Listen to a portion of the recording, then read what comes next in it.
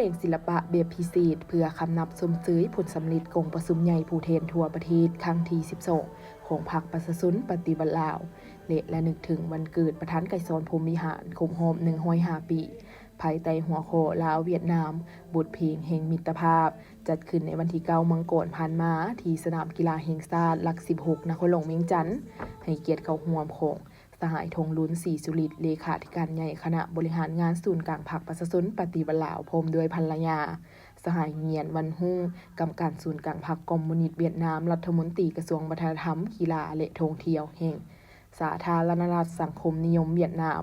บรรดาการนำขั้นสูงอดีตการนำขั้นสูงภาครัฐทูตานุทูตพนักงานทหารตำรวจและประชาชนชาวนครหลวงเวียงจันทน์และชาวเวียดนามพร้อมด้วยคณะนักแสดงศิลปะวรรณคดีลาวเวียดนามเข้าร่วม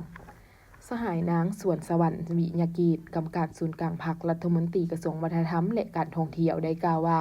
เพื่อคำนับสมซื้อผลสำลิดจัดตั้งกงประชุมใหญ่ผู้แทนทั่วประเทศครั้งที่12ของพรรคประชาชนปฏิบัติลาวที่หากปิดลงวันที่8มังกรผ่านมานี้ก็คือระยะเดียวกับการสร้างขบวนการต้อนรับกงประชุมใหญ่ผู้แทนทั่วประเทศครั้งที่14ของพรรคคอมมิวนิสต์เวียดนามที่จะเปิดขึ้นในท้ายเดือนมังกรปี2026อย่างเป็นขบวนปลดฟื้นและอยู่ในระยะประชาชนสองชาติลาวเวียดนาม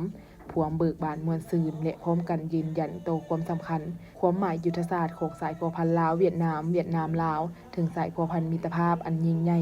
ความสามัคคีพิเศษการร่วมมือรอบด้านและหุ้นส่วนยุทธศาสตร์ก็คือ64ปีแห่งการสร้างตั้งสายพัวพันทางการทูตและ49ปีวันสิ้นสนธิสัญญามิตรภาพและการร่วมมือรอบด้านระหว่างสองชาติลาวเวียดนามงานแสดงศิลปะครั้งนี้บ่เพียงแต่เป็นงานศิลปะบันเทิงทั่วไปแต่คือบทเพลงประวัติศาสตร์เป็นการยั่งยืนว่าจากคุ้มโค้งสู่หบเดียวกันในสมัยต่อสู้กูซาดมาสู่ยุคสมัยใหม่แห่งการสร้างสาพัฒนาสองชาติพวกเฮาก็ยังคงจับมือกันก้าวไปข้างหน้าอย่างมั่นคงด้วยการเสื่อมโจทย์ยุทธศาสตร์ทางด้านเศรษฐกิจคมนาคมและวัฒนธรรมเพื่อนำเอาความผาสุกมาสู่ประชาชนทั้งสองประเทศต่างหน้าการนำภาครัฐและปวงชนลาวบรรดาเผ่าแสดงความขอบอกขอบใจต่อการสนับสนุนช่วยเหลือซึ่งกันและกันอย่างหมดจิตหมดใจของเพื่อนเวียดนามฐานไอน้องที่ดีตลอดระยะผ่านมาสามารถยืนยันว่าสายพัวพันลาวเวียดนามเป็นมรดกอันล้ำค่าของชาติเป็นปัจจัยภาวะวิสัยเป็นกฎเกณฑ์ประวัติศาสตร์และเป็นกำลังแรงอันใหญ่หลวงของสองภาคสองรัฐที่ต้องได้รับการเสริมขยายและส่งต่อให้บรรดาคนหุ่นหนุ่มต่อไป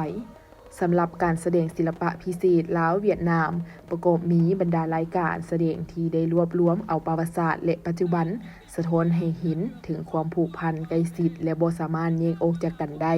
ระหว่างประชาชนสองชาติลาวและเวียดนามสิ่งเหล่านี้บ่เพียงแต่เป็นเรื่องราวในอดีตแต่ยังเป็นการยืนยันบ่ว่าจะปัจจุบันหรืออนาคตชะตากรรมของสองชาติลาวเวียดนามเชื่อมโยงกันอย่างใกล้ชิดประสานกลมเกี่ยวเพื่อสันติภาพเอกราชการพัฒนาและความเจริญรุ่งเรือง